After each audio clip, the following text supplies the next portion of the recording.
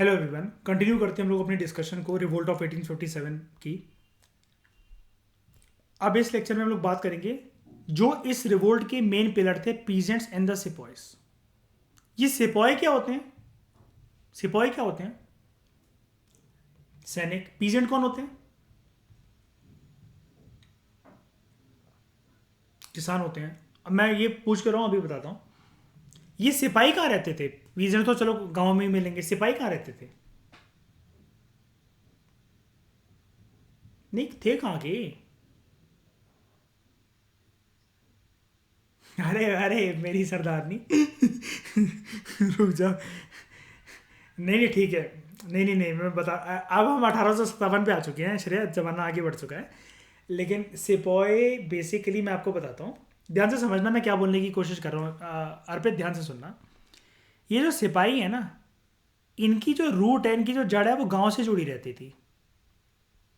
जैसे एक सिंपल सा एग्जांपल देता हूँ, कुणाल। जब गांव में फसल की कटाई होती है, आर्मी वाले छुट्टी ले लेकर चले आते हैं ना, योगदान अपना देने, ताकि क्यों फैमिली के ऊपर पैसा आना वो आना, जब तक कटाई होगी 1 डेढ़ महीने हम लोग आ जाते हैं। आते कि नहीं आते हैं बताओ? इतना प्यार होता है ना उनको अपनी जमीन से, अपनी गांव से, खेतों से। होली बोली के टाइम पे ये मयूर, जितने भी दिल्ली के ये प्रदन्या, स्वीट कॉर्नर्स पे समोसे वाले, छोले भटूरे वाले जितने काम करते हैं, सब चले जाते हैं ना गांव में। होली भी हो जाएगी, फसल की कटाई वगैरह के टाइम तक ये रहेंगे, है ना। सब्जी वगैरह वाले बहुत लोग चले जाते हैं कि नहीं चले जाते हैं? सिपाही वगैरह, सिपाही भले ही काम कर रहे थे अंग्रेजी आर्मी में, लेकिन जब इनके भाई बंधुओं को गांव में दिक्कत होना शुरू हुई ना अर्पित, इनसे रहा नहीं गया। क्योंकि आप देखो ना यार, सिपाही किस बात पे नाराज होंगे बेफालतू में? मतलब हालांकि इनके रीजंस थे, लेकिन श्रेया, ये वाली चीज तो ऐसी लग रही है ना कि जो लोग नाराज होंगे, तो जो ब्रिटिशर्स अपनी आर्मी भेजेंगे, एक्चुअली वो हिंदुस्तानियों से मिलकर बनी होगी वो आर्मी। तो वो जाके अत्याचार करेंगे, वो जाके रिवोल्ट को शांत करवाएंगे। लेकिन ये रिवोल्ट के अंदर खुद शामिल है। क्यों शामिल है? सोचने वाली बात है ना। ये तो आर्मी का पार्ट हुए ना पूरे के पूरी तरीके से। और आर्मी तो क्रांति को शांत करवाएगी। जो क्रांति को शांत करवा रहा है मयूर, मजाक देखो, वो खुद क्रांति कर रहा है अंदर बैठ के। वो इस वजह से, बिकॉज इनकी जो रूट थी, जो जड़ थी, वो गांव के साथ, गांव की जमीन के साथ जुड़ी हुई थी। ये बात समझ में आई? पहले बताओ, टॉपिक स्टार्ट करवाने से पहले आगे बढ़ो। कोई डाउट किसी को भी? प्रधान्य, बात समझ में आ रही है? हाँ हाँ, बिल्कुल बिल्कुल बिल्कुल। इंडियन सोल्जर्स थे ये सिपाही सारे, जो ब्रिटिश आर्मी में काम करते थे। इसका एग्जांपल दे दूं, अर्शप्रीत। हालांकि हम चैप्टर में पढ़ेंगे अभी, इसमें मंगल पांडे है ना। अब उसने अपने रेजिमेंट के जो ऑफिसर था उसको गोली मार रही थी कि नहीं मारी थी? वो याद है? अर्शप्रीत, पूरा बवाल हो गया था कि सुअर का मांस और गाय का मांस वाले कारतूस वाला। वही चीज है, अभी आएगा वो, अभी देखते हैं उसको। Country side. प्रधान, कौन सी साइड होती है कंट्री की?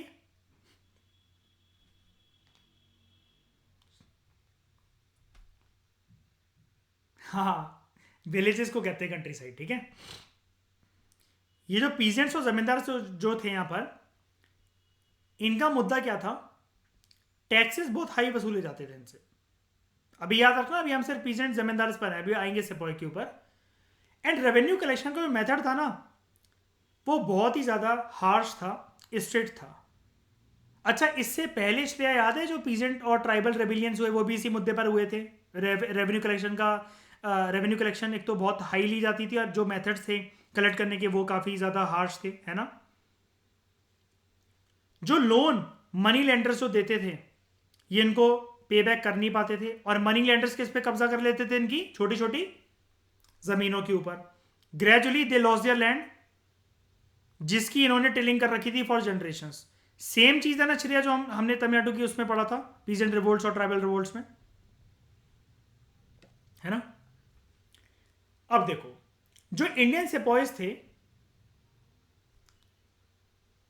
हिंदुस्तानी सैनिक अशप्रीत, जो कि ब्रिटिश ईस्ट इंडिया कंपनी की आर्मी में जो काम कर रहे थे, इनके भी खुद के रीजंस थे नाखुश होने के।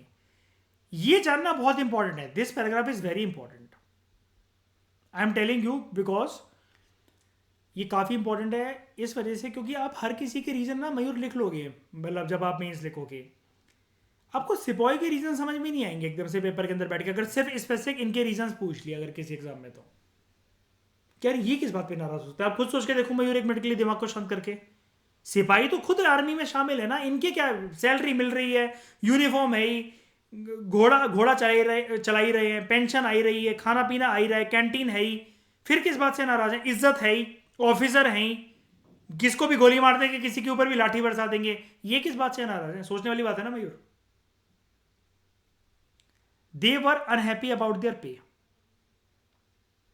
Allowances and condition of services, ये था इनकी दिक्कत। मतलब जॉब में होते हुए भी जॉब में जो कंडीशंस बनी हुई है ब्रदर ने, उससे नाखुश थे। हाँ, इनका प्योर अलाउंसेस वाली जो मुद्दा था ना, एंड कंडीशन ऑफ सर्विस को भी जोड़ लो चलो इसके अंदर, लेकिन पर्टिकुलरली बताऊं अगर ईशा में जो पे स्केल का मुद्दा था, वो पे स्केल का मुद्दा वाली बात इनके दिमाग में तब आई जब इनको ये पता लगा हमारा पे स्केल किसके कम है। क्या सारी की सारी आर्मी में सिर्फ हिंदुस्तानी चमड़ी भर रखी थी क्या? नहीं, ब्रिटिश भी थे। उनकी सैलरी क्या है, सेम रैंक पर होते हुए भी ज्यादा है। एंड टॉप लेवल पर किसको तैनात नहीं करा जाता, ऑफिसर नहीं बनाया जाता टॉप लेवल ऑफिसर, इंडियंस को। तो सम ऑफ द न्यू रूल्स जो इंट्रोड्यूस हुए आर्मी में, कुछ लोगों को कई जगह पर जहां पर आर्मी तैनाती है, ऐसा हर जगह पर नहीं हुआ, तो लोगों को लगा कि उनकी धार्मिक भावना और आस्थाओं को ठेस पहुंच रही है ब्रिटिश हुकूमत के इस रूल की वजह से। ये बात किसकी चल रही है? कौन से बंदे की? कौन से बंदे की बात चल रही है? कौन सा लीडर? रिलीजियस हर्ट कौन हुआ था ये गाय और सुअर के कारतूस से? मंगल पांडे। कहां का ऑफिसर था वो?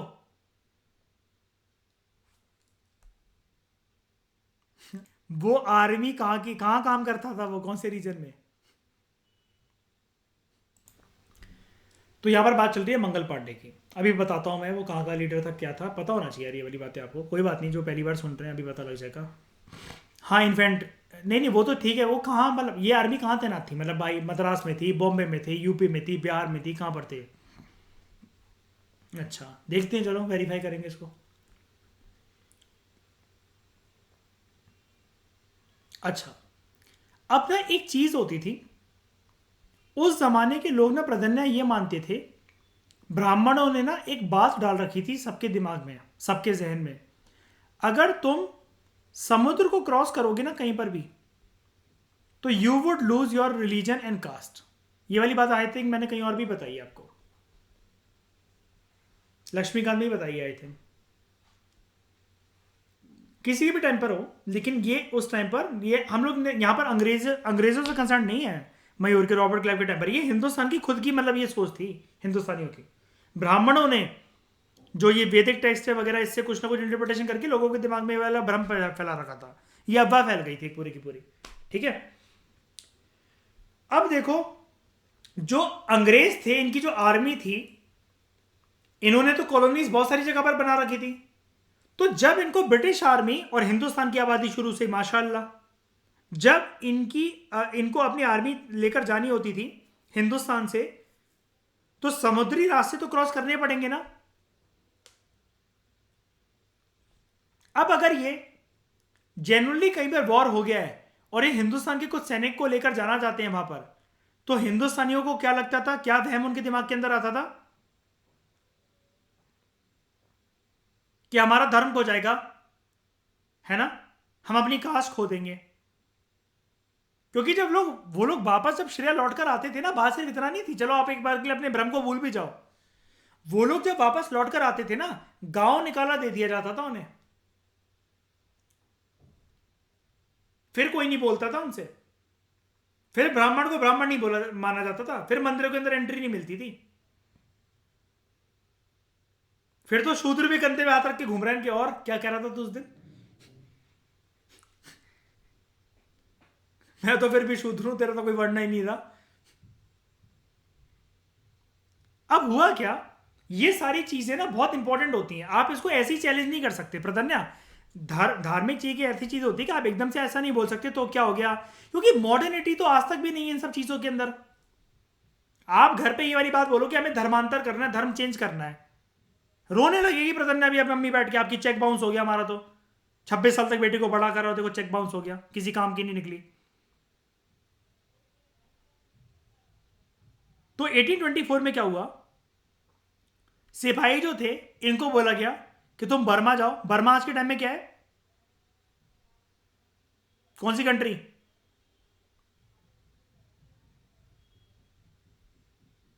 सी रूट लेकर, ताकि तुम कंपनी के लिए फाइट कर सको, आर्मी बेसिकली। लेकिन उन्होंने रिफ्यूज करा, हम तो नहीं फॉलो करेंगे इस ऑर्डर को। अब जब ये लोग रिफ्यूज करेंगे तो इनका पे स्केल, अलायंस स्केल और कंडीशन ऑफ सर्विस और वर्स बनाएंगे, टॉप लेवल के ऑफिसर के नहीं बनाएंगे, बताओ। एंड श्रेया, अब टोटल फोकस करके सब लोग सुनना, इसी से इनको पॉइंट नहीं मिल जाता था अंग्रेजों को ये चीज को प्रूव करने का कि तुम बारबेरियन हो, तुम तो अंधविश्वासी हो। मिल गया ना, वही चीज है। बुलेट ट्रेन का जब प्रोजेक्ट आया अभी, अपार्ट फ्रॉम इट, इधर मैं बता रहा हूँ अर्पित, बुलेट ट्रेन का भी जब प्रोजेक्ट आया और वाराणसी के गंगा घाट पे ये लेकर गए हमारे प्रधानमंत्री जैपनीज प्राइम मिनिस्टर को, तो उसकी एक स्टेटमेंट आई थी कि तुम लोग क्या करोगे बुलेट ट्रेन का लेकर है, बुलेट ट्रेन तो उनके लिए जो अपने टाइम को सेव करना चाहते हैं। प्रधानमंत्री बोल का क्या उधर का हमारे देश को, तुम लोग 2 घंटे तो पूजा पाठ करने में ही लगा देते हो, कोई लेट हो रहा हो, कोई कुछ हो रहा हो, किसी को टाइम हो, टाइम की किल्लत हो, तुम क्या करोगे बुलेट ट्रेन का, तुम्हें तो टाइम की कदर ही नहीं है। लेकिन ये चीज प्रधान है ना, दूसरे देश अपने तक रखें तो ये अच्छी बात है। हमारे देश में हम 5 मिनट लेट हो रहे हो किसी काम के लिए, कोई बात नहीं, लेकिन जब तक पूजा पाठ करके अच्छे से नहा धो के ना निकले ना, तो हमें क्या लगता है श्रेया, कितना भी वेल प्रिपेयर्ड हो वो काम तो फिर वैसे भी नहीं होएगा। तो हम यही कहेंगे कि और चले जाओ, और मॉडर्न बन लो, और अंग्रेजों के तौर तरीके सीख लो। और यही तो पहचान है, हम क्यों सीखे प्रधान्या दूसरे देश के तौर तरीके, यही तो हमारे देश की इंडिजिनियस पहचान है। याद है पता नहीं, हम लोग पॉलिटिकल साइंस में पढ़ते थे ग्लोबलाइजेशन की वो चीजें, होमोजीनियस एंड हिट्रोजेनाइजेशन ऑफ ग्लोबलाइजेशन। तो हम लोग हिट्रोजेनाइजेशन मतलब अपनी सेपरेट आइडेंटिटी को भी तो बरकरार करके रखें ईशा, क्यों होमोजीनियस बनना है हमें यूएसए के कल्चर की तरह। आज भी सबसे ज्यादा एक बंदी वो शॉर्ट्स पहन ले, बिकनी पहन ले, सबसे हॉट बंदी आज भी एक साड़ी में ही लगती है। तो इनको सीवियरली पनिश करा जाता था। एंड क्योंकि अब ये इश्यूज जो थे चलते जाते थे, लोगों को तो समझ में आता नहीं था, तो 1856 के अंदर ये ब्रिटिश ईस्ट इंडिया कंपनी ने एक नया लॉ पास करा, जिसमें उन्होंने ये बोला हर एक वो पर्सन जो कि नए तरीके से भर्ती हो रहा है in the employment of companies army, उसको ना ये चीज सोच समझ के हमें हमारी आर्मी ज्वाइन करनी है, ये चीज वो समझ ले, अपने दिमाग और अपने जहन के अंदर डाल ले कि अगर जरूरत पड़ी तो दूसरे देश समुद्र के रास्तों को क्रॉस करके जाना पड़ सकता है। ये चीज शुरू में ही लिखवा लेते थे, वो बता देते थे। ओके, लेकिन एक बात बताओ, ये चीज कितनी सही है कितनी गलत है, आप उसको तो छोड़ दो। हमारी प्रधन्या भी दुबई होकर आई, प्रधन्या आप तो ना फिर पंजाबी रहे, ना हिंदू रहे, ना ब्राह्मण हो, ना क्षत्रिय हो, ना वैश्य हो, ना शूद्र हो, खो गए आपका धर्म और आपका कास्ट। तो ऐसे तो अगर इस जमाने के हिसाब से देखा जाए तो है, आप तो समुद्र को क्रॉस कर गए, है ना, हवा में धुल गई आपकी कास्ट और वर्णा सिस्टम, आपका रिलीजन। लेकिन चलो एक बार के लिए इसको मान भी लिया जाए, लेकिन कि मतलब जो भी चीज़ें गलत है, ये वहम है, ऐसा कुछ नहीं होता। लेकिन ज़माना सोच के देखो, यहाँ पर एकदम से किसी को ये चीज़ें समझाना आसान बात नहीं है। तो लोग बगावत करेंगे कि नहीं करेंगे बताओ? बिल्कुल करेंगे, है ना। तो जो सिपॉइज थे, they also reacted to what was happening in the countryside. आ गई ना वो वाली बात, गाँव वाली बात, ज़मीन से जुड़ने वाली बात, जिसको मैं रूट्स की बात बता रहा था आपको। ज़्यादातर लोग इनमें से किसान परिवार से थे, एंड इनके परिवार गांव में रहता था। तो जब गांव में अपने परिवार के खिलाफ अत्याचार होते हुए देखेंगे तो इनको क्या लगता था, अच्छा यही वो हरामजादा था जो कि मेरे ताऊ जी से, मेरी मामी से जाकर एक टैक्स मांग रहा था और ऐसे इन्हें कोड़े बरसाए थे इनके ऊपर, गोली तानी, भरी, सर जी नमस्कार गुड मॉर्निंग, और ठोक दी पॉइंट ब्लैंक रेंज पे। तो बेसिकली आप ये कह सकते हो क्योंकि इनका ये किसान परिवार से लोग बिलोंग करते थे, तो पीजेंट्स का गुस्सा सेपॉयस के खून और जहन में बसा हुआ था, क्योंकि परिवार और जड़ तो एक ही थी ना। अब कुणाल मतलब मान लो कोई भी लोग है, जैसे मतलब मान लो हमारी किसी से दुश्मनी भी चल रही हो, चंबल के इलाके में, ग्वालियर में, ठीक है, लेकिन बाहर के दूसरे राज्यों के लोग आकर अगर कुछ कहने लगे तो सारे एमपी वाले एक हो जाएंगे, सारे ग्वालियर वाले लोग एक हो जाएंगे कि नहीं हो जाएंगे? वही वाली बात है यहाँ पर, सिंपल सी। जैसे क्लास के सेक्शंस नहीं होते प्रधान्या के, वैसे तो आपस में लड़ रहे हैं, वो लड़ रहे हैं, लेकिन दूसरा सेक्शन दूसरे स्कूल से कोई कंपटीशन हो तो सारे फिर एक जैसे हैं। ये चीज़ है वो। अब ये जो रिफॉर्म्स लेकर आए ये लोग, ब्रिटिश ईस्ट इंडिया कंपनी वाले, तो लोगों का रिस्पॉन्सेज क्या था, देखते हैं। सबसे पहले रिफॉर्म क्या थे। देखो, अंग्रेजों का ये मानना था, चैप्टर 1 में आपने श्रेया सुना होगा, कि हिंदुस्तान की सोसाइटी को रिफॉर्म करने की हमें जरूरत है। तो इन्होंने लॉज पास करे कि एक तो सती की प्रैक्टिस को एबॉलिश करना चाहिए, रोकना चाहिए। जो विधवा औरतें हैं उनकी रीमैरिज कराओ। ये वाला स्टेप अच्छा था कि बुरा था, बताओ? किसके लिए अच्छा था?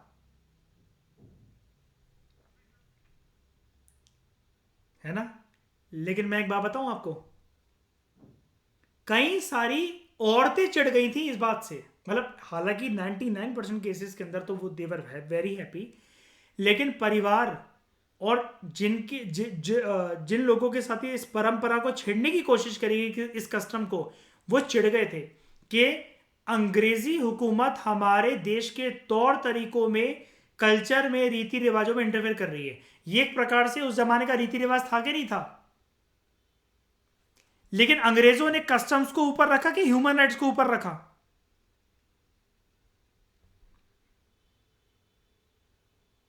ह्यूमन राइट्स को। लेकिन फिर भी कई लोगों को ये चीज पसंद नहीं आई। यार प्रधान ने सही तो बात है ना यार, पति मर गया तो यार उसको क्यों जलाना यार?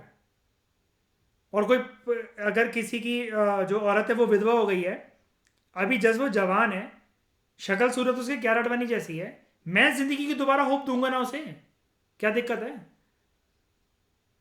एक हफ्ते बाद तो खेलती फिरेगी, भूल भी जाएगी, वो मूव ऑन कर जाएगी, याद भी नहीं रहेगा उसे शादी हुई थी कि नहीं हुई थी।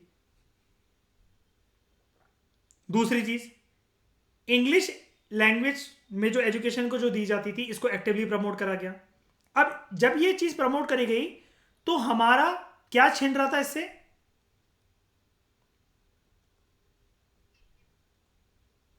इंडियन और इंडिजिनस एक ही बात है वैसे तो, लैंग्वेज कल्चर, है ना? एंड श्रेया, ये कृष्णा मिशनरीज वाली बात तो बहुत अच्छे से याद होगी, वो शिव जी और वो जीसस क्राइस्ट वाली बात, है ना? हालांकि वो दे नहीं रखा, लेकिन आप उसको एक्टिवली मोल्ड करके लिखना, और मुझे फोटो भी भेजना, ग्रुप पे भी भेजना जरा, कि श्रेया आपने उसका नोट कैसे बनाया, ताकि मैं भी सीख सकूं। ठीक है? तो आफ्टर 1830 कंपनी ने कृष्णा मिशनरीज को अलाउ करा कि वो यहां पर हिंदुस्तान के अंदर आ सकें। उनको खुद को जमीन दी, उनकी प्रॉपर्टी दी, ताकि वो कौन सा रिलीजियस इंस्टीट्यूशन खोल सकें देश में हमारे? चर्च। चर्च। एंड यहां पर ये लोग कन्वर्जन भी करवाते थे, एंड समटाइम दोस कन्वर्जन वर कैसे नेचर की? Forcible conversion. 1850 के अंदर एक नया कानून पास हुआ और यह बोला गया कि जो कन्वर्जन होगा क्रिश्चियनिटी के अंदर, वो इजी कर दिया जाए। अब इस लॉ के अंतर्गत हुआ क्या? This law allowed an Indian जो कि कन्वर्ट हो चुका है क्रिश्चियनिटी के अंदर, कि वो अपनी प्रॉपर्टी जो है एंसेस्टर्स की आराम से इजीली कैरी फॉरवर्ड कर सकता है, इनहेरिट कर सकता है। बाकी लोगों के लिए लोग बंदिशें लगा देते थे, लाइक आपको पता ही है सब्सिडरी अलायंस और ये वो करके, डॉक्ट्रिन ऑफ लैब्स वगैरह। लेकिन यहां पर अगर जो क्रिश्चियनिटी के अंदर कन्वर्ट हो जाए, अरे रखो कोई बात नहीं, सर जी आप तो कहते हैं अडॉप्टेड सन को अलाउड नहीं है, भूल जाओ उस बात को, रखो प्रॉपर्टी। बस हर मंडे और हर संडे या फ्राइडे जो भी होता है आले लोला करते हुए मिल जाना चर्च के अंदर। इनकी पोयम होती है एक्चुअली ना, मतलब श्रेया आले लोला, उसमें एक लाइन आती है। मिस्टर बीन देखना कभी, पता लगेगा। हाँ मिस्टर बीन, मैं वही कह रहा हूँ मैं। नहीं, many Indians began to feel that जो ब्रिटिशर्स हैं वो उनके रिलीजन को डिस्ट्रॉय कर रहे हैं, एंड इनके जो सोशल कस्टम्स और जो ट्रेडिशनल वे ऑफ लाइफ है ये हमें हानि पहुंचा रहे हैं। ठीक है, अब कुछ लोग ये थे वो एग्जिस्टिंग सोशल प्रैक्टिसेस को चाहते थे। सती प्रथा को जब चैलेंज करा, ठीक है, चलो अंग्रेजों ने तो हटाया, कौन सा ऐसा हिंदुस्तानी था वो बंदा रिफॉर्मर जिसने चैलेंज करा था कि हटाना चाहिए इसको? राजा राम मोहन रॉय। हिंदुस्तानी खुश थे क्या श्रेया? बड़े सारे ऑर्थोडॉक्स लोग नहीं, तो वो क्या कह रहे थे? हाँ, सती प्रथा बेसिकली एक बिल्कुल ही मतलब अब जो हट चुकी है एक तरीके से, इसको कहीं से भी आप रैशनल कस्टम या कुछ भी कह सकते हो? बताओ जरा, इससे कौन सा देवी देवता खुश हो सकता है बताओ? वो पता चला अपनी चूड़ियां तोड़ तोड़ के दुखी गम में बैठी हुई है वो, अंदर से पता चला प्रधान ने उसकी फटरी की थोड़ी देर में अभी जलती चिता में बैठा देंगे, एकदम से होश में आ गई वो, पता चला। अब अमीषा पटेल को देखो भाई, इतनी हॉट बंदी को उन्होंने जलती चिता पे बैठा दिया मंगल पांडे की मूवी के अंदर। पहले तो वो बहुत ज्यादा वैसी होती है असमंजस के अंदर, पति की मौत का शोक बना रही होती है, जैसे ही बैठती चिता पे आग लगना शुरू होती है और जो उसकी तशरीफ जलना शुरू होती है, फिर उसको होश में आता है काय का पति और काय का वो अपने आप को बचाओ पहले, सबसे पहले फिर अंग्रेज बचाते हुए लाता है उसको। लेट मी चेक अगर वो वीडियो मिल जाए तो। अब दोस्तों ये वो सीन है,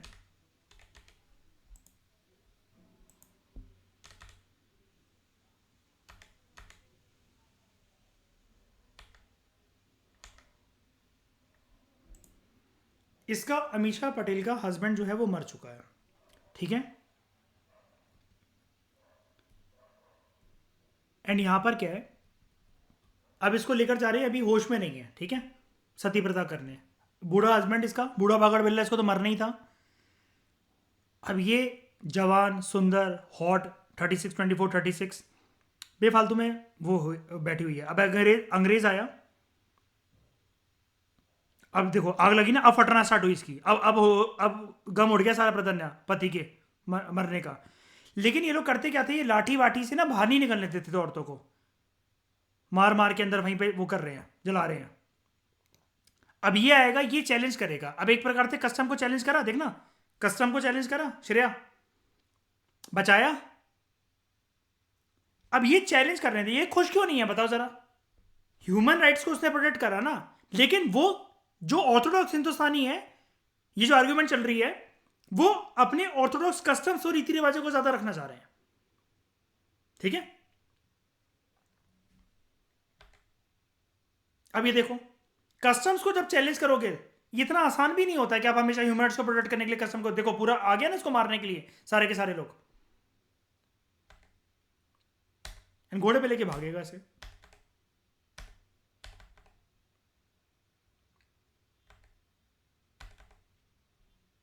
बचाया इसको कस्टम को चैलेंज करके, लेकिन खुद की जान पे खेलना पड़ा इसको, ठीक है। तो इस डिस्कशन में दोस्तों फिलहाल इतना ही। Thank you very much for discussion.